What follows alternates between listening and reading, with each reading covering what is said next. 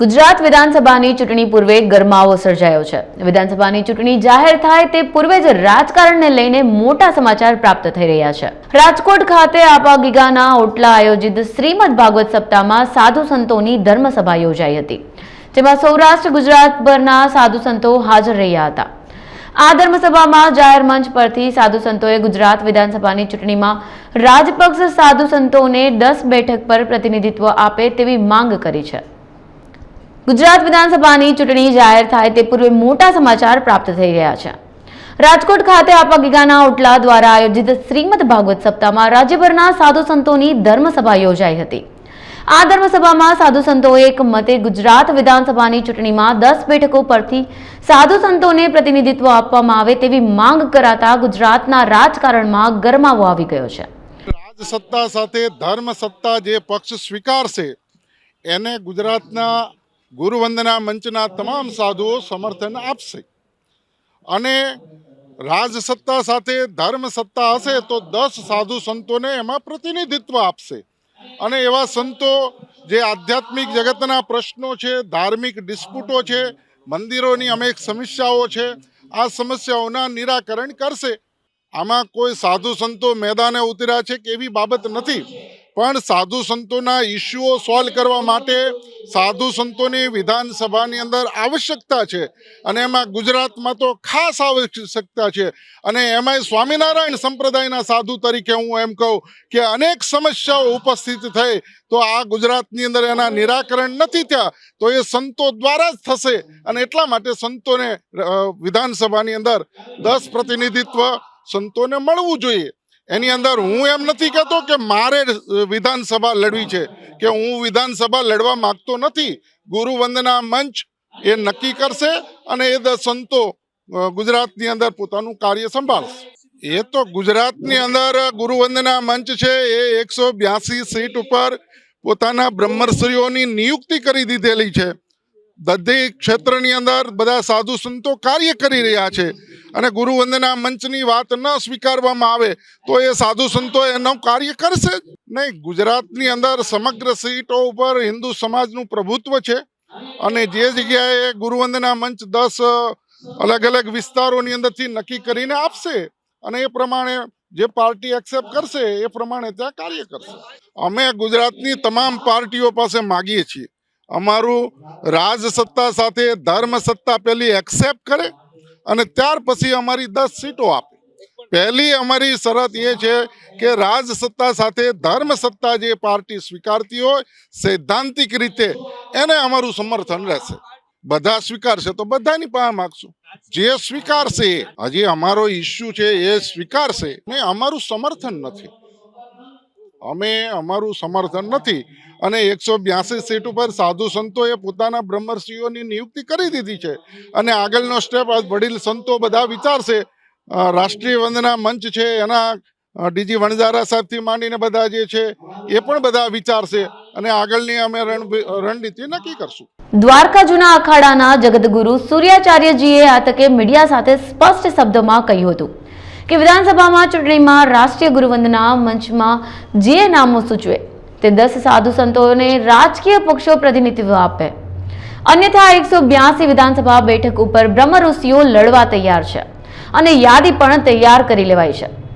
देखिए, आप सबको मैं पहले तो गुरुवंदना राष्ट्रवंदना मंच से आपको एक चेतावनी समझिए, गुरुवंदना तरफ से राष्ट्रवंदना मंच से चेतना समझिए, पर ये चैतन्य स्वरूप आज हमने इस श्रीमद् भागवत कथा के अंदर भगवान कृष्ण ने जो किया था वही हम यहाँ करने जा रहे हैं। आज कई जगह पे हमने सभा ली, धर्म सभा ली और धर्म सभा के अंदर हमें जितना कुछ इनको कहना था वो हमने कह दिया था। राष्ट्रवंदना ग्रुप आप सभी को मालूम है कि ये धर्म का मंच है और हम चाहते हैं कि राज सत्ता के साथ साथ धर्म सत्ता को आप स्वीकार करें। आप धर्म सत्ता को यदि स्वीकार नहीं करेंगे तो हमारा विश्व भर के अंदर से जितना संत समागम है वो एक होने में देर नहीं लगेगी। और हम जब आपको देश के अंदर आज उत्तर प्रदेश के मुख्यमंत्री आप देख रहे एक संत कितना बढ़िया शासन चला रहा है। तो उनके बाद काशी हुई, उसके बाद महाकाल हुआ और अब अयोध्या भी पूर्ण के और जा रहा है। तो ऐसे कार्य करने की क्षमता संतों के अंदर है और संतों को हम क्यों दूर कर रहे हैं? हमारी चेतना है, ये चैतन्य स्वरूप है और इसको स्वीकार करिए कि आज डीजी बंजारा साहब ने इतना कष्ट लेके हर गांव तक, हर गांव के मंदिर तक इसलिए गए क्योंकि महाभारत में एक ऐसी वस्तु हुई थी कि एक पांडवों को बोला था कि भाई इनको इतनी जगह दो, 100 बीघा जगह दो, एक जगह बीघा दो, अरे कुछ नहीं तो सुई की जगह तो दो। और सुई की जगह भी देने में उसने ना किया तो युद्ध हुआ। और गुरु वंदना यही वस्तु आपके सामने रखना चाहती है। यदि अगर आप धर्म को, हमने गए 5 वर्ष के अंदर एक गौ रक्षा का कार्य करते हुए, गौ रक्षा का व्हील होते हुए सबसे ज्यादा गौ हत्या होने लगी है और दिन से दिन हमारा संतों का अंदर क्रोध बढ़ रहा है कि क्यों ये पालन नहीं हो रहा है। गुजरात के अंदर इतने गुचरखाने बढ़ गए हैं, इसका कारण क्या है?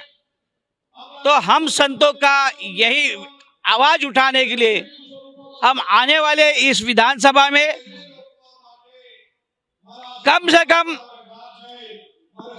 10-20 सीट तो हमने मांगने का विषय किया था, पर अभी हमारा एक निश्चय हुआ है कि 10 सीटें भी हमको आप देंगे तो ठीक है।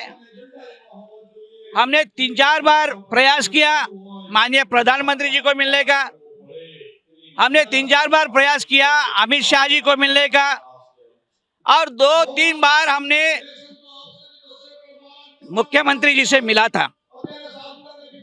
हमने गवर्नर को भी बोला कि भाई राज सत्ता के साथ साथ हमारी धर्म सत्ता होनी चाहिए, और यदि अगर आप धर्म सत्ता को स्वीकार नहीं करेंगे तो हमारे धर्माचार्य 182 सीट मेरे पास तैयार है। 182 सीट को मैं इस गुजरात से शुरुआत करूंगा और 2024 में इसी तरह से पूरे देश के अंदर मेरे सांसद भी होंगे और वो गुरु वंदना मंच के धर्माचार्य होंगे। ये मैंने अभी निश्चय किया है और ये निश्चय मेरे समस्त साधु संतों ने किया है, मेरा अकेले का नहीं है। मेरा गुरु मंच है, मेरा राष्ट्र मंच है, मेरे ब्रह्म ऋषि है, ये सभी ने हमने निश्चय किया है कि अब नहीं तो कब नहीं, तो अभी हम इस पार नहीं तो उस पार हमको करना है। ये नहीं है, हमारा हिंदुत्व है। हिंदू का पालन करने के लिए, जन जागृति करने के लिए आज हिंदुओं की जरूरत है। और इस समय यदि अगर इन्होंने लालच करके हमको नहीं दिया तो इसका परिणाम इन्हीं को भोगना पड़ेगा जो हमको साथ नहीं देगा। જો કે સાધુ સંતોના નિવેદન અંગે આપા ગીગાના ઓટલાના મહંત નરેન્દ્ર બાપુએ કહ્યું હતું કે સત્તાધારી પક્ષ ઉચિત નિર્ણય લઈને સાધુ સંતોને સાથે રાખીને યોગ્ય પ્રતિનિધિત્વ આપે તેવી સંત સમાજની લાગણી છે। સર્વ પિતૃ મોક્ષાર્થે આજ રોજ શ્રી આપા ગીગાના ઓટલા દ્વારા એક રૂડું આયોજન કરવામાં આવેલ છે। અમારા કોઈ પણ કાર્યક્રમો હોય, આ કાર્યક્રમની અંદર દરેક વખતે એક વખત સંત સંમેલનનું આયોજન દરેક વખતે થતું હોય છે। પછી આપા ગીગાના ઓટલે કાર્યક્રમ હોય, રાજકોટ કોઈ બીજો કાર્યક્રમ હોય, ત્યારે દરેક જગ્યાએ સંત સંમેલન ફરજિયાત હોય છે। અને એના અનુસંધાને આજ રોજ આ સપ્તાહના કાર્યક્રમમાં પણ ખૂબ જ સારી રીતે સંત સંમેલનનું આયોજન થયું હતું। આ આયોજનની અંદર રાષ્ટ્રીય વંદના મંચ, ગુરુ વંદના મંચના સર્વે સંતો પણ જોડાણા છે, અખાડાના સંતો પણ જોડાણા છે, અમારી દેહાણ જગ્યાના સંતો પણ જોડાણા છે. ત્યારે આજનો આ કાર્યક્રમ ખૂબ સુખરૂપ, ખૂબ શાંતિથી, ખૂબ સારી રીતે પૂર્ણ થવા જઈ રહ્યો છે. અને સંતો પણ જે ખૂબ મોટા પ્રમાણમાં પધાર્યા છે એમનો પણ અમે ખૂબ ખૂબ આભાર માનીએ છીએ. સંત સભા એક ખૂબ મોટી વસ્તુ હોય છે. અખાડા પરિષદ હોય તો સરકારની સમાંતર સરકારો આની ચાલતી હોય છે. દેહાણ જગ્યા હોય તો એ પણ ખૂબ મોટી રીતે આગળ વધતું હોય છે. સંતોનો વ્યક્તિગત અભિપ્રાયો તેઓ પોતે એ ગુરુવંદના મંચના નેજા નીચે આપ્યા છે. રાજસત્તા અને ધર્મસત્તા બંને સાથે જોડાય એ અગત્યનો વિષય છે. પણ સાથે સાથે આપણે એ પણ ધ્યાન રાખવાનું છે કે આ રાષ્ટ્રને પણ કોઈ પણ પ્રકારનું નુકસાન ન થાય. આજે આપણે સૌ જોઈએ છીએ કે આજે દેશની પરિસ્થિતિ જે પ્રમાણે ચાલી રહી છે એ પરિસ્થિતિની અંદર અમે એવું 100% માનીએ છીએ કે ગુજરાતની અંદર 182 સીટો છે. એમાં ધર્મસત્તાના લોકોને, દાખલા તરીકે લલિત કિશોરજી મહારાજ છે, એમની જે ટીમ વર્ક હશે, આ ટીમની સાથે બેસી અને સંત સભા હોય, ગુરુવંદના મંચ હોય, રાષ્ટ્રીય એકતા મંચ હોય, આમની સાથે બેસી અને આના યોગ્ય નિર્ણયો કરી અને એકદમ બધાને સાથે લઈને ચાલવું જોઈએ. ભૂતકાળમાં મેં 4-5 દિવસ પહેલા પ્રેસની અંદર પણ કીધું હતું અને ફરી વખત એ વાત હું આજે પણ દોહરાવું છું કે 182 સીટની અંદર જ્યારે ભારતીય જનતા પાર્ટીના એક ઉમેદવાર લડવાના છે ત્યારે ભૂતકાળની અંદર 149 સીટ જે હતી એ 49 સીટ કોંગ્રેસે મેળવેલી હતી.